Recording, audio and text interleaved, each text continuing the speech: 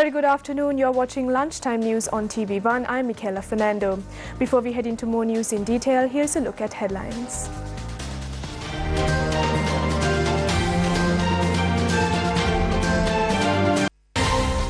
Five suspects arrested in connection with April 21st attacks brought to the country.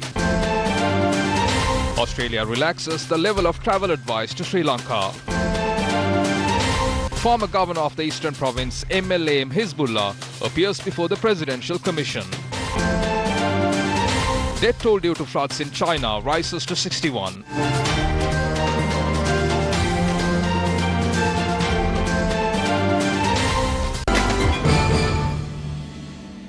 In your top story, suspects arrested in connection with the April 21st terror attacks were brought to the country today. Police media spokesperson SP Ruwan Gunasekara said the suspects were arrested in Dubai. Mohammed Millan and 4 other suspects were arrested. The police media spokesperson further noted the officials at the Criminal Investigations Department had brought the suspects to the country.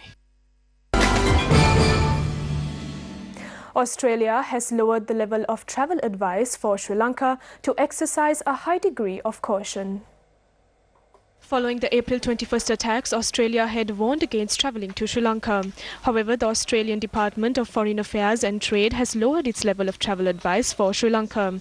The statement said, quote, "Pay close attention to your personal security at all times. Monitor the media and other sources about safety and security risks," unquote. The former Eastern Province Governor MLA Hizbullah appeared before the Presidential Commission probing fraud and corruption at state institutions over the past 4 years. Our correspondent said the former Eastern Province Governor arrived at the Commission at 10 this morning. He arrived at the Commission to provide statement in relation to the Batikulo campus. In more local news, the fire that erupted at the garment factory in Pannala has been doused. The fire erupted at around 1 this morning. Our correspondent stated that the Kurunegala and Negombo fire extinguishing units had dispersed their vehicles to douse the fire.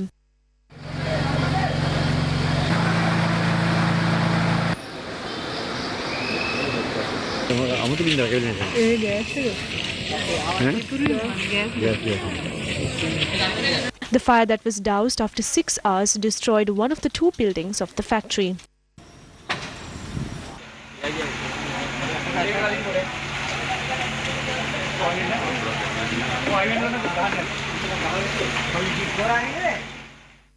The reason for the fire is yet to be ascertained. Meanwhile, a fire erupted last evening inside the garbage disposal unit of the Solid Waste Management Centre in Amparo. Our correspondent says that the fire has spread across multiple units within the centre.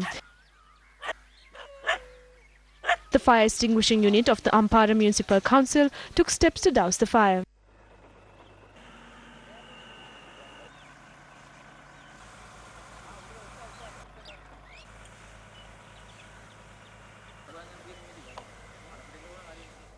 In some tragic news here at home, one person has died in an accident that occurred in the Kulayaya area attached to the Siambalandua Police Division.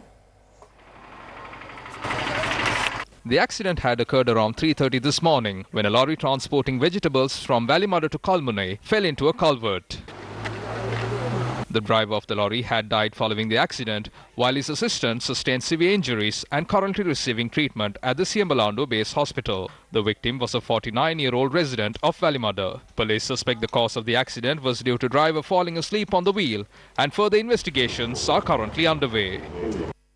Meanwhile, another accident claimed a life in Talawakele along the Nuvarelia main road. Police said the accident had occurred when a speeding motorbike ran over a pedestrian. The accident was recorded in a nearby CCTV camera.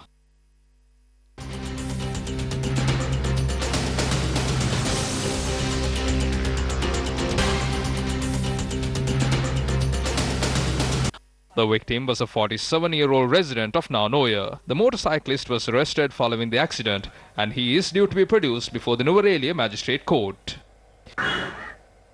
The Met Department says that strong gusty winds are likely in the sea areas along the coast from Negombo to Colombo. Due to the active cloudiness in the western sea areas from Negombo to Colombo, the possibility for heavy showers or thunder showers and sudden roughness associated with sudden increase of wind speed up to 70 to 80 kilometers per hour in the above sea areas is high.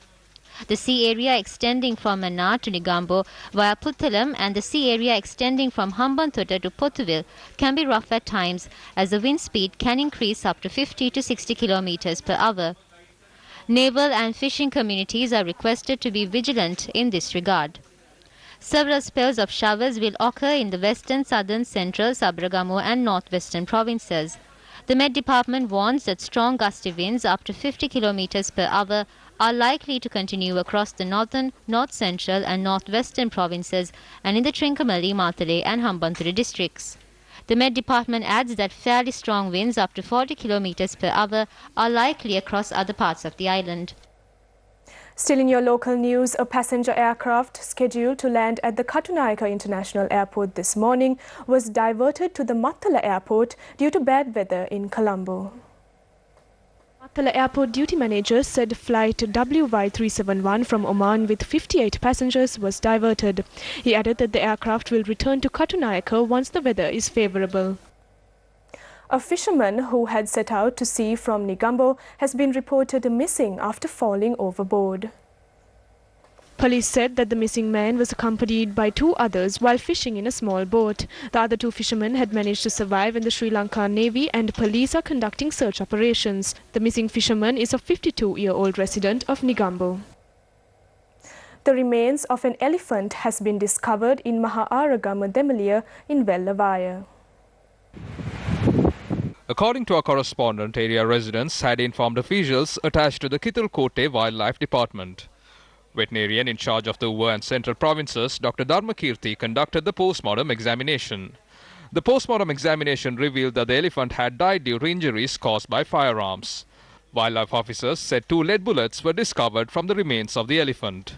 The elephant was 7 feet 5 inches in height and 20 years in age. A media briefing to create awareness about the celebrations held in line with the International Olympics Day was held yesterday. The series of celebrations organized in line with the International Olympics Day is to be held on the 23rd of June in Matara. The celebrations are organized by the National Olympic Committee. The race on the Olympic Day will be held in Pulhena, Matara. It will begin from the beach and march for 4 kilometers towards the Uyanwata grounds. The Olympic Day will be celebrated for a week starting from the 23rd of June. As 23rd is a Sunday, we will celebrate it on the 25th. We are hoping to get around 500 children to participate in the program. 1,000 to 1,500 children will participate in the race. The speciality this time is that we will replant corals. We are hoping to create awareness about preserving national resources and reducing global warming. The children will also clean the beach. We are also hoping to hold beach volleyball, beach kabaddi and surfing tournaments for the children. We are thankful to the citizen media for joining with us to create awareness on the Olympic tournament and its ethics.